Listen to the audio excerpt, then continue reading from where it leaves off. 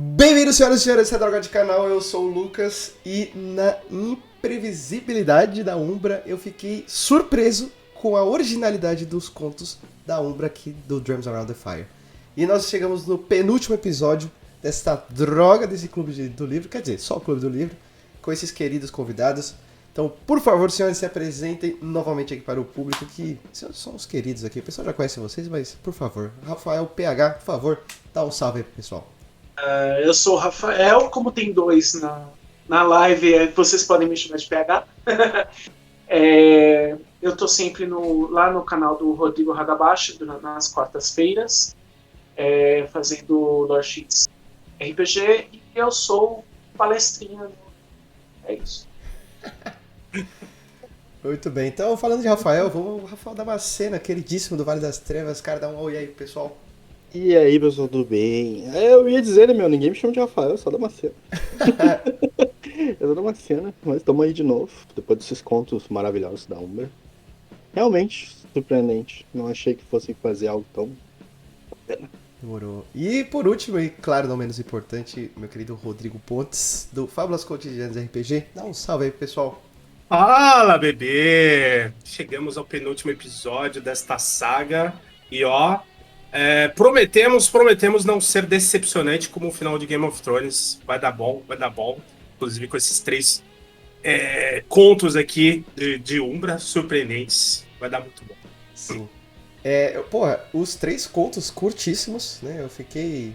Falei, mano, mas vai ser aquela mesma encheção daquele primeiro conto lá. Até esqueci o nome do primeiro conto que a gente leu. De Crichton. Do Crichton, né? De Crichton. Deixa eu ver aqui, deixa eu dar uma coladinha. Do Fall of Crichton. Queda de Crichton. Né? Eu falei, vai ser Nunca aquele vou negócio esquecer, novo, será que vai vir?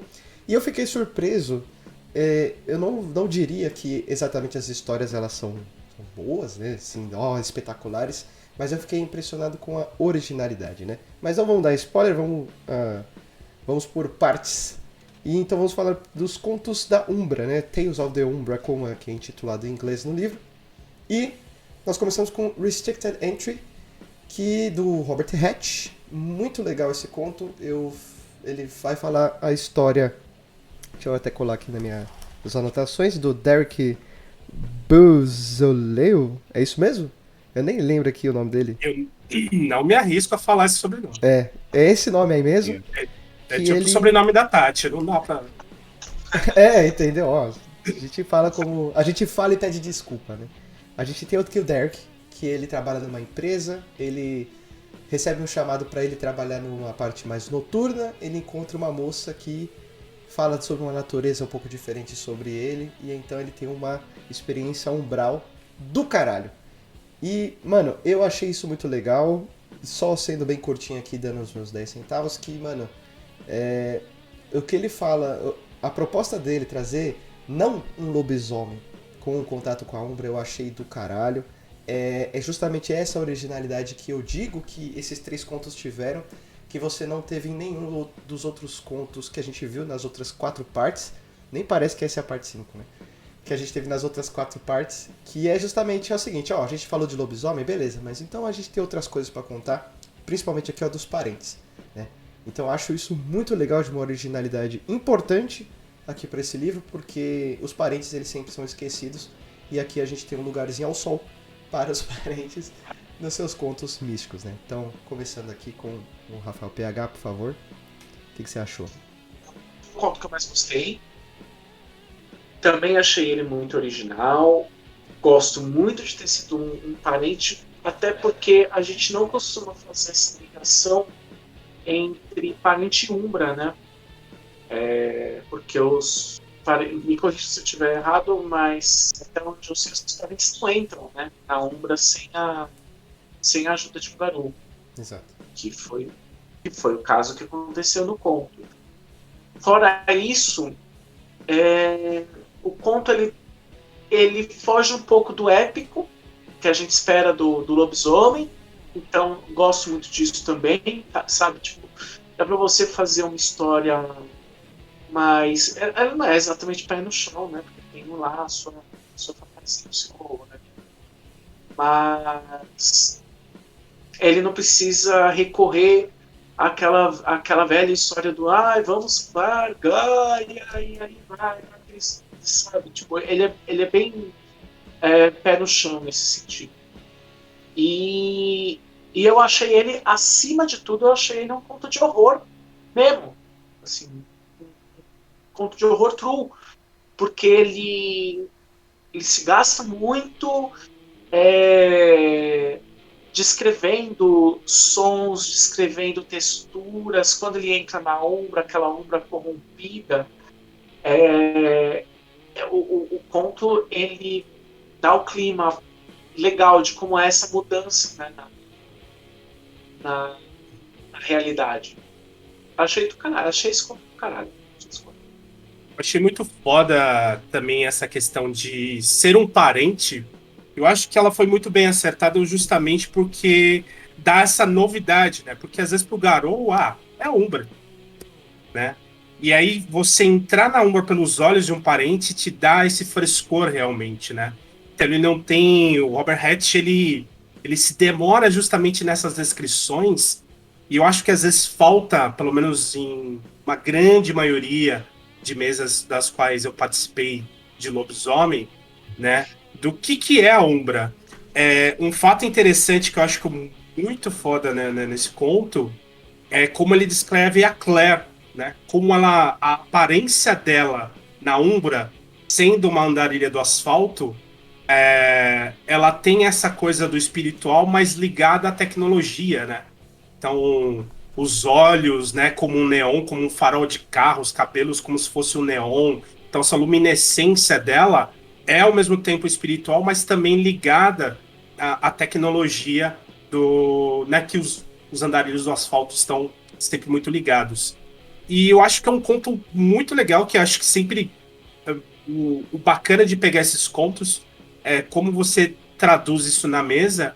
Eu acho que quem narra, tipo, é um conto quase que meio que obrigatório para você dar mais cor nesse momento que os personagens jogadores entram na Umbra. Sabe, não simplesmente, olhei no espelho, atravessei um portalzinho e tal. Saca? É de fazer essa diferença realmente, mesmo inclusive num ambiente urbano, né? A diferença entre o mundo que a gente está acostumado, material, com o mundo espiritual. Eu achei isso do cacete. Mas, pra quem não leu os contos, alguém pode dar um resuminho?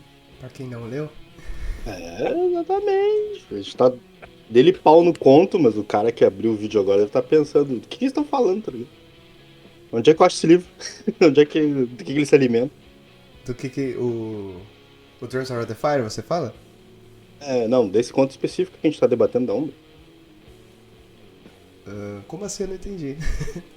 Sim, cara, qual é a história? Não, Parei. contar qual é o conto, né? Você quer o resumo? Você quer o resumo do conto? Ah, sim. Cara, quem vai? É um parente, que é o Derek, ele é chamado até a empresa que ele trabalha à noite. E tem essa Claire que faz a proposta para ele fazer um boicote financeiro ali na empresa, né? Que ele não sabe exatamente do que se trata a natureza da empresa, né? E a Claire, ela fala para ele que ela tá fazendo... É uma corporação de corrupção, né? E ele ajuda ela a fazer essa operação. É basicamente isso. É bom ressaltar o seguinte: o Derek, ele não sabe que é um parente, ele descobre, além de tudo é um conto assim de origem, né, de descobrimento aí. Ele não sabe que ele é um parente, ele não sabe o que é garoto, não sabe o que é nada. Ele está no momento de descoberta aí. E a gente acaba vendo também como é que funciona a Pentex, né? Embora a Pentex não seja citada, né, de pronto, a gente, quem tem conhecimento um pouco maior do cenário, já consegue entender que é ela ali, né? Porque a empresa em que o Derek trabalha foi comprada por uma outra empresa, houve uma fusão aí de empresas, e essa outra empresa que entrou provavelmente é uma subsidiária da Pentex. Então é uma subsidiária que comprou uma nova empresa. Entendeu? E acaba sendo meio que um comentário, né? Uma crítica social poderosa aí sobre cultura corporativista, né? Sim. Alô, Elon Musk. Opa. Ele cita dois, eu lembro que no conto ele cita dois caras, eu não vou saber quem que são os caras agora, porque eu tô sem cola, mas ele cita dois caras que foram pegos num esquema assim, milionário de crime de colarinho branco, na década de 60 e 70, e isso mudou, eu dei uma pesquisada, e isso mudou todas as regras de aquisições e principalmente assim, as regras para venda de o que chama informação sigilosa, tá ligado? Que às vezes dentro de uma corporação você tem uns insiders lá que eles sabem quais vão ser as aquisições, quais são as ações que vão ser vendidas ou vendidas. Espionagem corporativa mesmo, né? Exatamente, espionagem corporativa.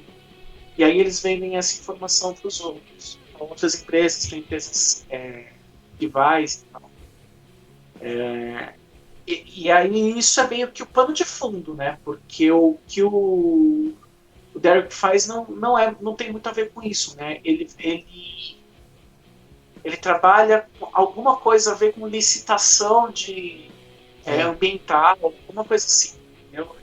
E aí o que a Claire pede pra ele, a Claire, eu acho que ela era uma funcionária... É terceirizada. Ela é terceirizada, né? O que a Claire pede é que ele revise a papelada do ambiental da empresa, né? Então, e aí ele descobre que tem muito desperdício, tem muita, como é que chama? Disposição, não é disposição, despejo de lixo tóxico. Descarte, isso mesmo. Descarte de lixo tóxico e tal. E aí ele vai corrigindo isso, né, na papelada. E aí ao fazer isso, e aí esse é o ritual de correção. Enquanto ele está fazendo uma diferença no mundo físico mesmo, é um processo mudando, entendeu? Você revisar a parte ambiental da tua empresa, ao mesmo tempo isso tem um valor espiritual, né? Você está ao mesmo tempo que você está fazendo. Mas alguém alguma observação? Eu tenho uma observação, mas eu vou puxar aqui. Faça então sua observação. Faça sua observação, menino Lucas. Mano, é assim, é o conto mais longo dos três, né? E ele tem uma... Na primeira experiência, eu acho isso muito legal, a proposta que você tem em Lobisomem, do que você tem da sua relação espiritual. E ela é muito subjetiva, principalmente em relação aos clãs, às tribos. Vixe, fui herege agora, né? Eita! Em relação às tribos... Eu vi um rosnado aqui. Tô gravando muito com o Rodrigo Hagabashi, hein, mano? Eu vi um rosnado aqui. E com a relação das tribos, relação dos augúrios, as raças, como cada um deles vê. E você também tem não a visão do parente, mas cada indivíduo ele tem uma visão muito individual quanto ao que é a espiritualidade, o que é o mundo espiritual. E o Robert Hatch, ele dá a sua visão, ele dá pelo menos uma das suas visões do que é o mundo espiritual, que é quando se dá a travessia do Derek pra Umbra. E puta que pariu, que descrição é essa? Você que nunca leu Drums Around the Fire, cara, você tá perdendo uma das melhores descrições, na minha opinião, do que é essa travessia. Coisas que eu acho que pinturas, coisas que eu acho que desenhos, enfim, eu acho que elas nunca vão poder falar do jeito que ele falou. De uma forma muito rica, muito abstrata. Eu lembro muito de Umbra, quando a gente fala de Umbra, de movimentos artísticos como simbolismo, como surrealismo, porque eles retratam muito essa coisa do incerto. Você olha uma coisa e não sabe dizer o que ela é, ela parece uma coisa, mas não é. Então essa descrição ela foi muito importante para mim e mais uma vez cai na criatividade da hora da produção dessas histórias. Muito legal. Alguém tem alguma coisa para falar? Não? Então vamos passar pro próximo então. Parece que esse aqui vai ser mais curto, hein? Vamos ver. O próximo conto que nós temos é o Gardens Are Their Seats. Esse conto aqui é do Stuart Wick e ele é mais simbólico.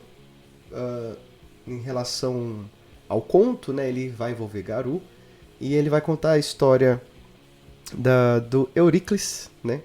E olha só como é legal, na verdade não é nem uma metáfora, é mais uma alegoria. É um conjunto de metáforas aqui, porque nós temos o Euríclides, que ele contava com um totem da coruja, que se você não conhece, eu acho difícil, porque ele é muito simbólico, o totem da coruja, o Chocos que diga, porque dá asas, né, para o pessoal que é patronado pela coruja, recebe asas na Umbra. E esse Euríclides, ele também é abençoado com esse dom, e isso começa a primeira metáfora quando ele tem as experiências espirituais dele, porque ele não acha o bastante. Ele acha que aquele dom que a coruja dá para ele é uma coisa limitadora, e então ele abdica do seu totem, né, do seu patrono. Eu vou tentar usar esse termo aqui porque eu estou tentando me familiarizar ao que foi dito no W5, mas enfim. Por mais que a gente esteja aqui nos antigos, eu acho legal a gente já ir se acostumando com esse termo. E ele é patronado, ele abdica desse patrono e ele acaba caindo numa série de coisas turbulentas e que vão provar que esse desprezo, vamos dizer, esse desdém, essa arrogância dele em busca do conhecimento vai estar completamente equivocada, porque ele quis superar as propostas que Gaia lhes dá para ele poder combater, para ele poder cumprir o papel dele ali na existência, né? Eu achei muito legal também esse conto. Então, vamos fazer o contrário agora? Vamos começar com o Damascena, aí vamos com o Pontes, depois com o PH. Pode ser? Pode ser. Comigo? É para não ficar muito em cima do Rafa ali, os primeiros comentários, e não sobrar raspa pra você. O PH fala tão bem. Aí eu fico tipo, pô, ele fala tudo que eu queria falar. Que boa. É exatamente por isso. Pra não falar tudo que todo mundo queria falar. Minhas considerações sobre o conto. Apesar dele ser curtinho, né? Na real, acho que a maioria dos contos são meio curtinhos, né? Tipo, comparado aos que a gente leu no início, né? Tinha alguns que tinham 10 páginas, 12 páginas. Vocês têm metade disso. O que torna a experiência... Eu não sei se é o porquê eles não tinham também uma ideia do que seria a Umbra. Eles não sabiam como explicar, então fizeram só um flash rápido do que seria a concepção deles. Talvez a Umbra fosse uma... Como é que eu vou dizer? Fosse uma ideia abstrata mais pessoal de cada narrador do que um conceito geral para vamos dizer assim, para todo mundo. Uhum. Se reparar, na maioria dos livros de referência, eles não aprofundam o mundo. Eles dizem, existe um reino tal, da tecnologia. Tem um monte de máquina lá, umas máquinas louconas, não sei o quê. Se tu juntar, acho que 5 narradores, cada um vai descrever esse reino cheio de máquina, mas de uma forma diferente. Talvez um fale que seja que nem os povos do Matrix lá, outro vai pegar talvez uma referência, sei lá, de mais cyberpunk. Cada um vai contar de um jeito. E eu acho que esses contos aí da Umbra meio que passaram essa ideia, assim. Eles não quiseram deixar um conceito dinâmico estático. Ou seja, a Umbra é uma coisa meio dinâmica, ela tá toda hora mudando, ela tá toda hora se transformando, ela tá toda hora passando por vários detalhes. E eles não quiseram deixar estático, do tipo, não, quando entra na Umbra, ela é branca e de noite a lua ilumina, de dia a Hélios ilumina e pô, acabou. Uma parede branca sem nada, tá ligado? Eles deixaram muito pra... Foi o que eu entendi mais ou menos assim, lendo esses negócios. Deixaram muito mais pra imaginação, cada um que vai querer se aprofundar nesses detalhes, do que como um conceito estático. E o primeiro conto mostrou um pouco disso, né? Mostrou mais ou menos como seria uma passagem rápida na visão da galera do Summer do Asfalto. E aqui acho que eles deixaram talvez um pouco mais aberto, assim, não centrando muito talvez numa tribo, mas sim mais num aspecto. Essas foram as impressões que eu tive, não sei vocês. Não chegou a falar, né? A tribo do Euríclides? Eu não O lembro. Euríclides não. Não, né? Não falou? Então, tipo, eles deixaram totalmente aberto, assim. Uhum. E, tipo, primeiro eles passaram a visão de tribo, agora eles passaram um conceito open, vamos dizer assim, tipo, que seria mais ou menos esse contato com a Umbra. O ponto do segundo conto que eu achei mais interessante, né, que no primeiro a gente tem uma descrição muito vívida da Umbra, e esse ele é quase meio um Sandman em algum, mas não, né, total assim, quadrinho do Sandman, né, os portais de Shangri-La, umas paradas que ele vai dando umas analogias ali, conforme o Euríclides, né? Eu posso estar muito brisando. No conto, eles fazem a analogia do Euríclides com o Ícaro, né? Que foi aquele cara que alçou asas muito próximo até o céu, né? E caiu. E Euríclides, você pode colocar muito próximo o nome com Heracles, né? De Hércules também. Então, meio essa coisa do orgulho, né? Só que a força do Euríclides, ela estava muito mais no pensamento, né? E o que isso, às vezes, vai causando também de arrogância. E o ponto mais, né, resumindo, tipo assim, o lance é que ele sai numa busca pela Umbra por conhecimento, porque ele fala, já cheguei no platô do conhecimento. Já sou o pica e já sei demais e tal. E aí? Que mais, Gaia, você tem para me ensinar, né?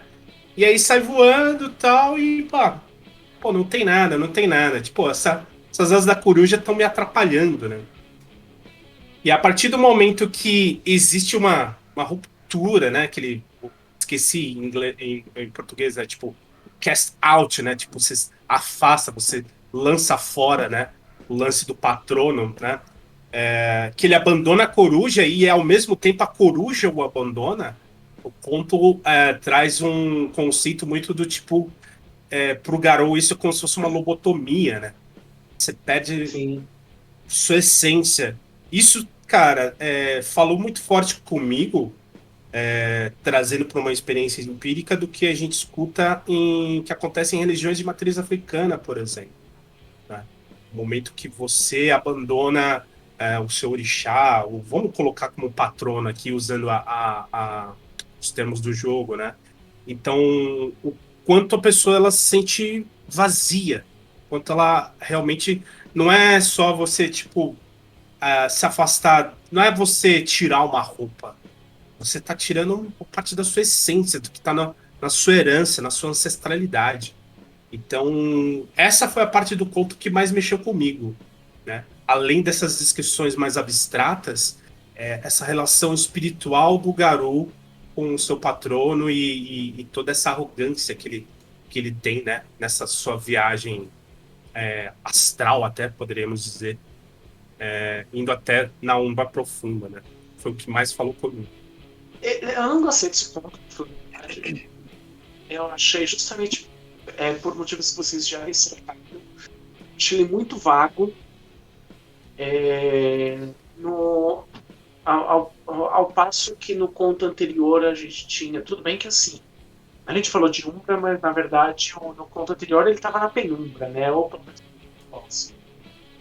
E nesse atual, do Euríclides, ele vai para outras partes da Umbra, partes mais profundas.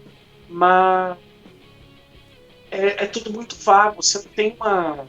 Não gruda, sabe? Você não fixa as palavras, assim, a descrição de como é a Umbra, do que é a Umbra, de como é a experiência, você entendeu? Comparando com a travessia que o Derek fez, a travessia, a viagem do Euríclides, ela passou como se fosse um borrão. E aí tem o fato do próprio Euríclides ele ser assim, bem indecifrável. A única característica dele é essa arrogância, essa grande sabedoria dele, a grande inteligência dele, mas seguida de sua arrogância. Então, eu achei. Eu passei pelo conto assim, sabe quando você lê 2 páginas, 3, você fala, mano, acabei de ler, nem se precisa voltar.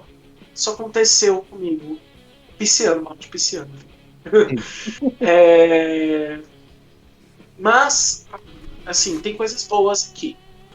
A primeira é que o conto acaba. A segunda. A segunda é que é essa parte que o Pontos falou sobre a relação com o Totem, com o patrono, né? E assim, o que acontece quando essa relação é cortada, entendeu? E tem também uma coisa muito interessante, eu até achei estranho que ninguém comentou, que é como, que é assim, é a relação antes do patrono. Porque ele fala que assim, que não é você que escolhe o totem, é o totem que te escolhe e tal. Isso é uma coisa muito importante, porque não é uma coisa que se traduz no jogo. Entendeu? Ou pelo menos não é uma coisa que está muito entranhado no jogo. Eu acho que as pessoas não aplicam isso em jogo porque realmente não está muito bem aplicado. Entendeu? E é o lance também que tem tudo a ver com a escolha da tribo e tal. Né? Tem gente que fala que escolhe a própria tribo, e tem gente que fala que a tribo te escolhe antes de você fazer a sua primeira mudança, entendeu? E que você está predestinado a fazer parte da tribo. E com o patrono, é mais ou menos nessa vibe, né? Assim, existe uma certa predestinação. Entendeu? O meu parecer é que a tribo ela é uma associação mundana, terrena e política. Então, sim, você pode, até certo ponto você pode escolher a sua tribo. Mas o patrono não. O patrono é uma coisa espiritual. Inclusive, né, o Pontes é o cara da religião de matriz africana. Quando você, nas religiões de matriz africana que nós temos aqui no Brasil, né, o Candomblé e a Umbanda, é mais ou menos por essa vibe mesmo, não é? Sim. O orixá, que é o seu patrono, que é ensinado, é que ele sempre, você sempre foi dele e ele sempre foi seu. Entendeu? E aí é uma questão de estreitar esses laços. A mesma coisa com os espíritos guias, né? Porque na Umbanda, se eu não me engano, toda vez que eu meto o louco de começar a falar, eu preciso falar se eu não me engano, porque eu não faço parte da religião, mas isso que faz, e a gente tem uma ideia sobre isso, e eu tenho simpatia, né?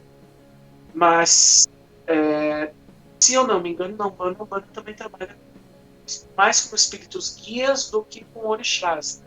Você fala com o seu caboclo, com o seu Exu, e esses espíritos, eles são ligados a você desde sempre. Entendeu? E isso é um dos pontos positivos do jogo, do conto. Eu não entendi, alguém pode me explicar o título? Porque assim, eu não entendi o jardim e as sementes. Que pode jardim? Que pode semente? Então, eu acho que, por exemplo, quando a gente tem uma história muito curta, desculpa já tomando a dianteira aqui, gente. Que, por exemplo, a gente tem a alegoria do Platão, da caverna, que é uma história extremamente curta, mas que ela é cheia de significados, né? Aqui, esses significados, o primeiro ponto assim que o Rafa falou, é que falou, pô, mas explorou tão pouco a Umbra, e eu endosso ainda, eu acho que explorou tão pouco a Umbra, no sentido de detalhes, que ele nem deveria estar aqui. Eu acho que ele deveria estar em outro subgênero aqui dentro de Drums Around the Fire, porque embora ele se aventure na Umbra Profunda, eu acho que ele se encaixaria muito bem nos contos de Totem, por exemplo. Né? Nos contos de sabedoria. De sabedoria. Posso dar meus 2 centavos? Vai lá. Eu acho que isso se reflete justamente pela visão do personagem. O primeiro ponto, primeiro conto, né, de Umbra, nós temos um parente que é justamente vivenciando a Umbra e tudo para ele é sensacional, desde o momento que você entra na Umbra até as descrições. Eu acho que esse conto, logicamente, ele traz essa coisa de tipo, você fala, pô, mas cadê, né? Não tem. O cara tá entrando nos confins distantes da Umbra Mas acho que a falta de descrição, na minha opinião, né, ela traduz muito a visão do personagem, do protagonista, que é justamente essa arrogância, essa pendância de que eu sei tudo. Então, tudo pra ele ali é um tédio. Tudo pra ele ali, já tô acostumado com isso. Então, eu meio que senti, quando eu li o segundo conto, quer dizer, o primeiro conto, eu falei assim, tá, então, porra, a importância do parente no começo é justamente de mostrar essa coisa de, caraca, tô descobrindo a Umbra. E aí você tem um outro oposto do cara que, tipo, mano, a Umbra, Cansei de explorar, né? saca? Então, o lance desse ponto é que ele parte em uma busca, né? É um ponto da cultura Garou que normalmente os garotos velhos fazem, né? Eles tentam a Umbra para morrer mesmo. E para passar os últimos momentos da vida deles e descobrir algo novo. E aí ele faz isso, mas não porque ele quer alguma coisa para Gaia, ele quer uma glória para si, entendeu? Ele quer uma descoberta nova para chamar de sua, porque como ele é muito sábio, ele já sabe de tudo da Terra, entendeu? Foi lá e se fudeu. Eu acho que esse é o a mensagem do ponto também ela é muito boa. E não sei, eu acho que é um bom pano a se passar isso que o Pontes falou. Eu acho que dá uma suavizada no conto, mas eu assim, é um Mas o conto final, que realmente, pra mim, fica uma qualquer coisa do coisa. tipo. Damascena quer falar alguma coisa? Não. Do título. Eu quero. Só do título que você tinha Isso! falado. É que assim, eu acho que quando você fala das sementes do jardim, é a primeira metáfora, né? E aí a gente tem, eu acho que, nossa, dá pra fazer alusão com várias coisas. Desde, tipo, as coisas que fomentam o Garu a ele crescer, desde coisas que o Garu faz para que Gaia mantenha-se viva. E eu acho que esse contraponto ele vai entrar justamente nessa arrogância, vai entrar no sentido de que ele se achou um jardim, entendeu? Ele não mais se viu como uma semente ou um semeador, entende? E aí ele vê que realmente o Garu, ele... Então, isso vai me pegar um pouco, mas isso é uma coisa muito pessoal, porque eu não sou um cara religioso. Eu já havia comentado isso em outro episódio de Drums Over the Fire, daqui do Clube do Livro, que eu sou ateu, e me incomoda muito essa ideia daquela placa de caminhão. Não, meu objetivo não é ofender, gente, mas tipo, tem aquele negócio assim, ó, Deus, você com Deus é alguém, você sem Deus é nada e Deus sem você não muda nada, sabe? Isso me incomoda um pouco, mas essa é a proposta do jogo, né? Que o cara ele desdenhou de Gaia, ele se ferrou e é isso, vida que segue, entendeu? Ele precisa daquilo pra ele poder, sabe? Isso me incomoda um pouco, mas é a proposta do jogo, isso é completamente contextualizado, então é plausível, sabe? Mas eu acho que é esse caminho da semente, justamente do que ele traz para poder manter Gaia viva, né? Do que ele traz para endossar a luta e coisa e tal. Aliás, ele é um cara aparentemente solitário, né? Ainda mais por ele ser jovem, ele não deveria estar ali, né? Nossa, nem imagino por quê, né? Esse é o arquétipo do jogador do tipo, já ganhei muito XP, não. Não precisa de Lasca, matilha. Vambora. Não, e acaba sendo de novo conta de monitório, né? Aquele nome, vou lá, a gente vai. Não sei o quê. Entendeu? Vai Pelo menos não Porque- teve rastejante Nexus, gente. Em nenhum dos bom, três, tem só a isso. vitória. Isso é um ponto positivo. Isso é um ponto muito narrativo, né? Não é algo mecânico. Mas se você sai fazendo o que você quer, se nada que você faz é pra Gaia, o teu patrão não vai te abandonar. Entendeu? Simples assim. E se não tiver. Primeiro que se não tiver patrão. E segundo que se realmente não for uma matilha, se a gente estiver ajudando sem patrono, e você tiver um comportamento que não condiz, com o que está acontecendo, com o que a nação Garou pede de você, com o que Gaia pede de você, você vai ser abandonado pela tribo. Entendeu? Isso é um ponto que também me incomoda um pouco, a gente já conversou bastante sobre isso, eu e o Lucas, sobre esse fundamentalismo que permeia, né, a cultura Garou. Mas é algo justificado dentro do jogo, né? E aí fica o aviso para os jogadores, tá ligado? Você é um guerreiro de Gaia, você é um guerreiro. O que você faz é para a glória de Gaia, não para a sua glória. Entendeu? O que você faz é para o futuro. Tem que rendeu, né? Por um ponto curto. Pois é. Então, pô. Eu ia falar um negócio, mas deixa quieto. Eu ia falar que tamanho não importa. Mas nos menores frascos existem os melhores perfumes, não é verdade? Exatamente. E por fim... Eu me importo com o tamanho. Se alguém perguntar. Vamos ao último conto. Que inclusive é eu nunca tinha assistido. End Time Song. Que End Time Song vai ser escrito pelo Daniel Greenberg. E eu acho que foi o que eu menos gostei. Tá vivo? Né, Rafa? Você matou um cara sem querer. Dessa vez eu nem me arrisquei a pesquisar aqui pra ver quem tá morto. Eu parei naquele episódio. Só fazer um paralelo aí. Não. Pô, é importante. E dos 3 contos, esse foi o que eu menos gostei. Mas ele não deixou de me agradar, mesmo assim, né? Ele vai fazer uma versão de como seria... antes da gravação a gente estava falando... o Ponce tinha perguntado como que falava a tríade, né? Da Wyrm. E esse conto ele vai falar justamente sobre essa tríade, né? Que vai ser a Fera da Guerra, a Corruptora e a Devoradora de Almas, né? Ele vai falar sobre a criação dessa tríade.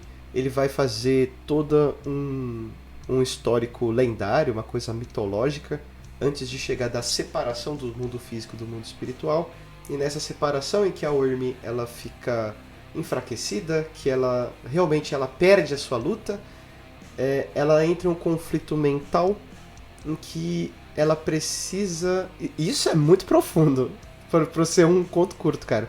Porque ela precisa pegar uma parcela de si mesma para colocar a culpa de que o seu papel dentro da tríade, da Weaver, da Wyrm e da Wild, ela falhou. Então ela precisa se dividir, isso é muito louco, para poder justificar o erro dela. Mas por que eu não gostei é porque eu achei meio bobo, né? Como isso é colocado. A proposta é boa, eu acho que como ela é desenvolvida, eu achei meio bobo. Mas a proposta é boa. E então a gente tem essa conversa, né, esse diálogo entre essas 3 partes da Wyrm. E isso tudo ele é relatado por um Hagabashi. Se eu não me engano é o primeiro Hagabashi, eu não lembro agora. Que ele vai lá e testemunha justamente esse momento em que ela está sendo dividida. E, bom, eu vou deixar os comentários aí pra vocês. Caso vocês não falem uma coisinha que eu anotei aqui, eu falo depois, tudo bem? Então, voltando aqui com o PH. Então, achei ele meio gag mesmo, né? Um conto meio engraçadinho, assim, um riff cômico. Eles fazem 3 cabeças da Wyrm. Eu não acho que é o primeiro Hagabashi, não, porque ele acontece... se eu não me engano, ele acontece já na hora do Apocalipse. Esse conto. Porque ele fala, né, que o sol foi apagado, foi coberto pela poluição, e aí surgiram umas torres parecidas com factories, com fábricas, e o caramba 4, eu acho que é uma hora em que o Apocalipse já está próximo, eles já estão se preparando para o Apocalipse em Malfés, por isso acontece em Malfés. E aí acontece esse diálogo entre as 3 Wyrms. Uma delas, a Devoradora de Almas, quer fazer um julgamento, a Besta da Guerra vai na dela, depois começa desconfiar de que está sendo manipulada, né? De que o poder não vai ser dividido entre as duas cabeças restantes. E aí eles dão uma sova na corruptora não. É corruptora, não é? É. Defiler. Aham. É traduzido como corruptor. E aí a corruptora apanha pra caralho, fica mais fraca, mas fica mais inteligente, e é isso. Me parece até sei lá, um capítulo do Alto da Barca do Inferno, sabe? Eu acho que é um conto que poderia ser uma peça. Um abraço pra Gil uma Vicente. peça. Grande fã nosso. Ele falou alto e automaticamente, tá ligado? O Google completa. A minha mente completou alto da comparecida. Eu, como assim? Poderia ser até. Poderia ser também. Particularmente também eu acho que o conto ele traz essa coisa meio mítica, né? Como um Itan, uma lenda, um mito contado para meio te explicar, olha, tem essa coisa meio abstrata que a gente fica lutando, né? Corruptora, não sei o que e tudo mais, mas ó, na real surgiu dessa forma. Só que acho que o problema do conto é que, assim, as três, né, que são uma só, isso tem ligação, simbologias, né, com as Iríneas da mitologia grega, né, várias figuras mitológicas, até bíblicas, que têm várias cabeças, né. Só que parece um episódio de Trapalhões, tá ligado? Porque a primeira cabeça fala assim, não, eu sou o juiz, não sei o que e tal. Você é o juiz, você é o executor. Eu falei, mas peraí, por que eu não posso ser o juiz? Não, mas porque você é muito melhor executora, muito melhor carrasca do que eu. Isso é verdade, mas eu também posso ser juiz, você tá, tipo... E aí a terceira querendo sair de fininho, eu falei, não, pega ela. E, cara, fica... ao mesmo tempo que uma visão bizarra, né? Bizarra, mas ao mesmo tempo você fica... Eu vi, sei lá, Didi, Dedé e Mussum interpretando ali, tá ligado? Porque fica uma coisa assim, não, pega ele! Não, por que você não pega ele? Não, mas se você pegar ele, eu consigo comer ele. Aí eu falei, caraca, velho. E eu tava lendo, eu falei assim, tem alguma coisa me incomodando aqui, eu não tô me ligando. E aí, na hora que elas começam a discutir, não, tipo, se você bater nele, eu consigo destruir ele melhor. Aí eu falei, é isso. A tríade da Worm barra Trapalhões, tá ligado? Uma tríade trapalhona. Então, eu achei ao mesmo tempo interessante, mas muito meio tipo trapalhona mesmo, né? A forma como é descrita. Bobo. Anticlimático. Completamente anticlimático. Tipo, a Worm, ela é o inimigo do jogo, tá ligado? Com O maiúsculo e I maiúsculo. Ela é o inimigo, tá ligado? Então, assim, Mano, a gente passou pela 7ª geração, a gente passou pelo Rastejante Nexus, a gente passou por. Mano, todos os piores horrores. E aí a Worm é isso? Entendeu? Não, tipo, a Wyrm é os Trapalhões reunidos, por isso que eles demoraram tanto pra ganhar a guerra. Ah, sim.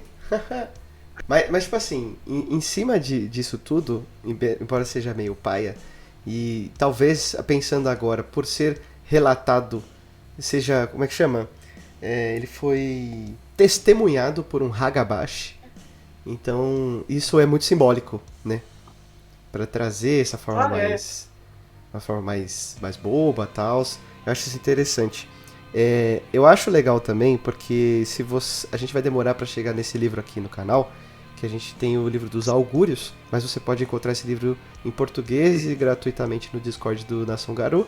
Então corre lá na página do Nação Garou, corre no link do Discord, que você pode ter acesso a esse livro, e ele vai dar detalhes mais específicos sobre cada um dos augúrios. E no Hagabashi ele vai ter uma função que é um tanto quanto não óbvia, que é a do professor.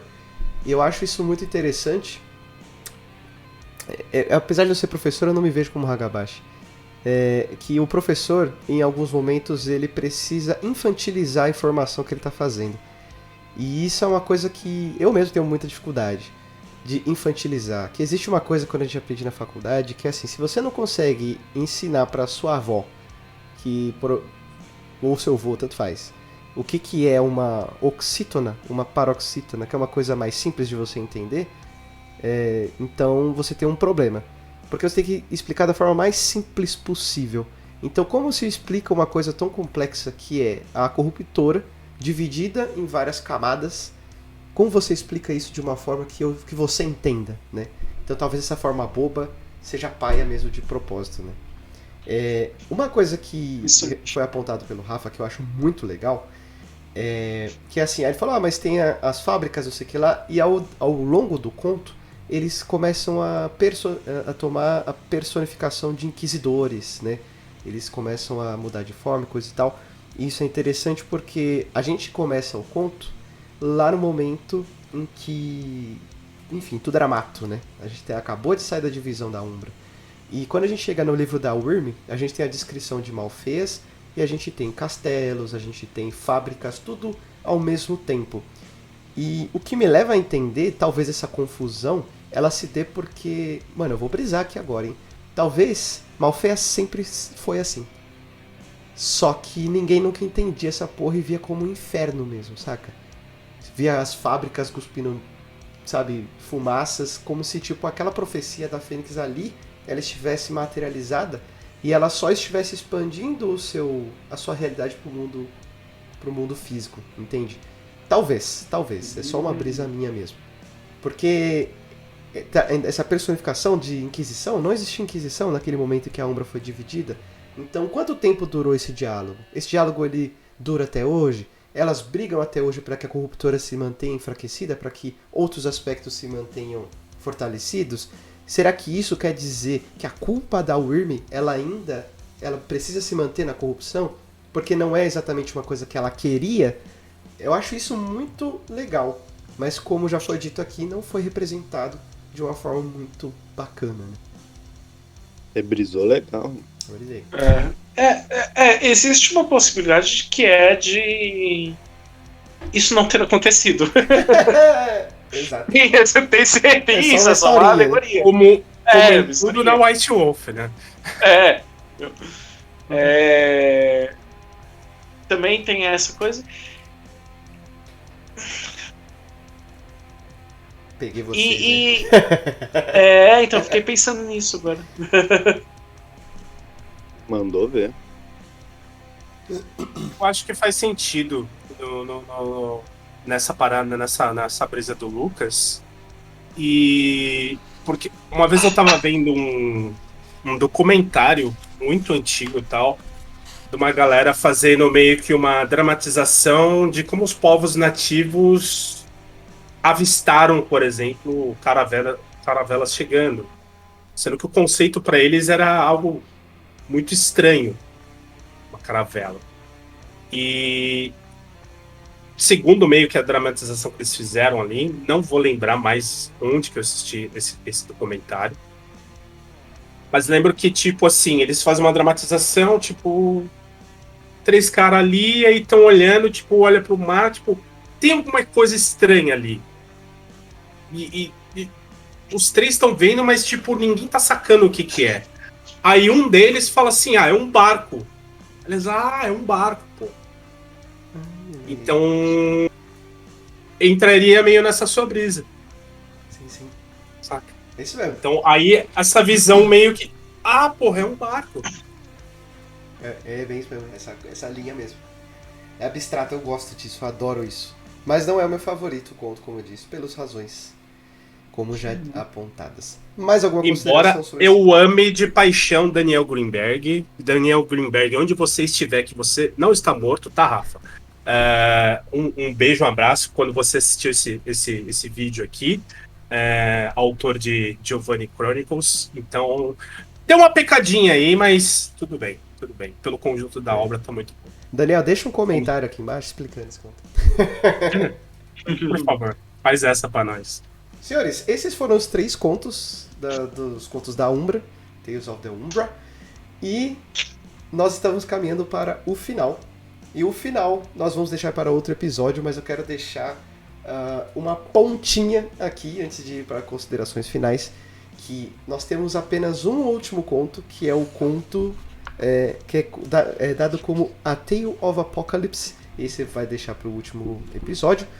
E a gente tem uma transição para chegar nele, porque nós temos o final da Assembleia, e eu acho isso muito curioso, porque a gente foi apontando ao longo dos vídeos daqui do Clube do Livro sobre a Assembleia e a proposta da Assembleia, que no começo existia aquela proposta de eu sou fulano e vou contar a história de tal, e isso se perdeu ao longo do livro, e aí meio que você esquece um pouco que aí você está no meio de uma Assembleia, e a gente tem uma transição até esse conto do Apocalipse.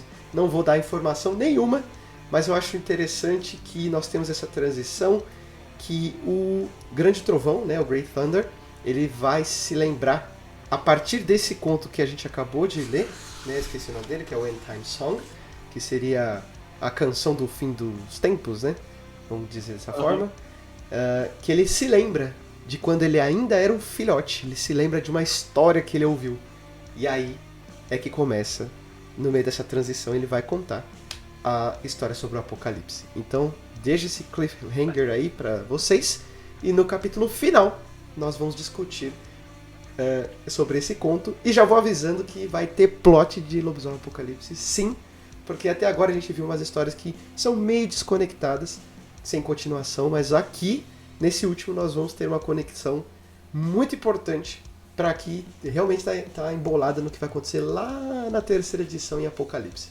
Então é só isso que eu digo. Senhores, considerações finais sobre esses 3 contos, e aproveita e já manda o abraço aí para que vocês quiserem. A minha única consideração final é que foi muito curtinho. Queria ver mais da Umbra. Quer mandar um abraço para alguém? Isso me lembra muito, acho que era o programa da Xuxa. Você quer mandar uma... um abraço pro meu pai, pra minha mãe e especialmente pra você. Tem tipo um beijo pra você e pra quem for da sua família. Todo mundo que nos acompanha, né? Todo mundo que participa dessa comunidade de World of Darkness. Tem coisa nova vindo por aí. Em breve teremos o W5 em mãos, com muitas mudanças bacanas, interessantes. Metade da comunidade gostou, metade não gostou, mas isso é discussão para outro vídeo. Vamos ver. Mas pelo menos está sendo publicado material novo, né? Então um abraço para toda a comunidade aí. Continue acompanhando essa droga. A droga do... Como é que é? A droga dos vales cotidianos. O Vale das Drogas Exatamente. Isso aí, continue acompanhando nós todos aí. E onde é que a gente pode encontrar o Vale das Trevas? Em www.valedastrevas.com.br. Você vai encontrar materiais, podcasts, coisas horríveis. Que nós somos maravilhosas. péssimos. E na Vermelhinha também. No YouTube também tem, né? No YouTube também você encontra o nosso lá, Vale das Trevas. Nós somos péssimos, mas nós tentamos criar conteúdo mesmo assim. Não é nada, são maravilhosos. E por último, vou deixar um salve pro pessoal da comunidade do Mestre Alorato. Boa. A qual faz parte. E aí, deixar um salve pra todo mundo lá. Em breve estarei aí massacrando vocês, como sempre. Mas deixar um salve pra eles. Rodrigo Pontes, os abraços, considerações finais, seu jabazinho. Mais uma vez, muito obrigado por participar desse episódio maravilhoso. Gostei dos contos da Umbra. E bebês, Rodrigo Pontes, do Fábulas Cotidianas RPGs, podem encontrar na Vermelhinha. Bom, a gente já tá no YouTube, né? Não precisa ficar nessa patifaria de roxa, vermelhinha. Até porque não tem problema algum falar o nome, né? Mas enfim. Vocês me encontram aqui no YouTube. Inclusive, este que está aqui em cima no grid, o senhor maravilhoso menino Lucas, está participando no lançamento desse episódio aqui. Com certeza já fechou a minissérie Espiral do Medo. E é isso. Vocês gostam de histórias de Mundo das Trevas, mais ambientadas na Idade Medieval? Também tem alguns vídeos lá falando sobre a 5ª edição. vá lá. E não deixe de deixar um like nesse vídeo aqui também, se inscrever, que é nóis. Boa. Pô, e obrigado pelo convite aí, por ter jogado essa aventura do Espiral do Medo. Uma aventura muito legal. Agradeço, bebê. Estamos Muito aí, né? agradeço. E o querido PH, meu amigão. Vou deixar um abraço pros meus parceiros, né? Pra Tati, pro Rodrigo Hagabashi. Vou deixar um abraço pro Manifestos, que é um cara que eu conheci pelo Rodrigo e pela Tati, acompanhando as nossas lives. Eu sei que ele tá sempre junto do Fábulas Cotidianas, ele tá sempre na Droga de Canal também, ele troca uma ideia do caralho. Deixar um abraço aqui pros meus amigos Lucas e Rodrigo Pontes e Rafael Damasceno. E sobre as considerações finais sobre os contos, é que acabou de me ocorrer que esses contos talvez representem a própria tríade, né? Temos um conto da Wyrm, temos um conto da Wild, que é o Euríclides, ele se perde na Wild. Ele E temos o Cataclisma, né? ele se perde na Wild. E o conto da Weaver é personalizado ali naquele antro que tava no prédio. Me ocorreu agora, assim, lampejou. Foi Assim, um castorzinho agora aí, velho. Caramba, então isso quer dizer que a Umbra é a junção dos três aspectos. Uau. Isso é a Umbra, por isso que ela não tem forma, não tem nada fixo. Não sei. Partes delas existem, eu não sei o que essa partes se informação significa, modificam. eu sei que ela existe, né? Caramba. Às vezes tem essas três facetas, né? Uau. Eu pensar que a Umbra é uma junção das três coisas é muito doido e muito possível. Porra. É isso.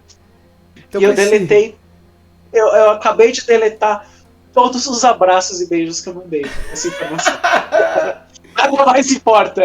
Então, com essa informação, para deixar você pensando, eu quero dizer que a droga de canal ela se propaga pela droga de Insta, droga de página e a droga de Twitter também, porque amor não basta aqui, eu quero mais, principalmente pelo Twitter. E se inscreve nessa droga, curte essa droga também se quiser, compartilha essas mesas, suas redes sociais e apoie os produtores de conteúdo, com certeza, principalmente esses lindos maravilhosos que participam aqui. E todos os outros também deem valor, porque, gente, isso aqui é um produto, eu vou dizer produto porque, enfim, a gente produziu, né? É trabalhoso, a gente precisa de tempo. Vocês não sabem a caceta para se organizar para gravar isso aqui, porque nós temos adultos, isso aqui não tem retorno de lucro, gente. Então, tenha um pouquinho de piedade e apoie, porque, mano, isso aqui é importante, pelo menos para a comunidade, manter ela viva. Nós temos grandes nomes aí, o Felipe Dain, nós temos o Rô Amadeu, que fizeram a comunidade ela se erguer no momento que o V5 saiu e, pô, vários outros canais eles se proliferaram a partir desse momento, então, por favor, eu conto com a ajuda de todos vocês. Então, grande abraço para vocês, meus companheiros aqui de gravação do Clube do Livro, dessa primeira, né, do Drums of the Fire. Mais uma vez eu agradeço por terem aceitado o convite de fazer parte aqui, e nós nos vemos no próximo episódio, que é o final, para falarmos dos contos de Apocalipse. Tudo bem? Então, grande abraço para os senhores. Falou! Um abraço.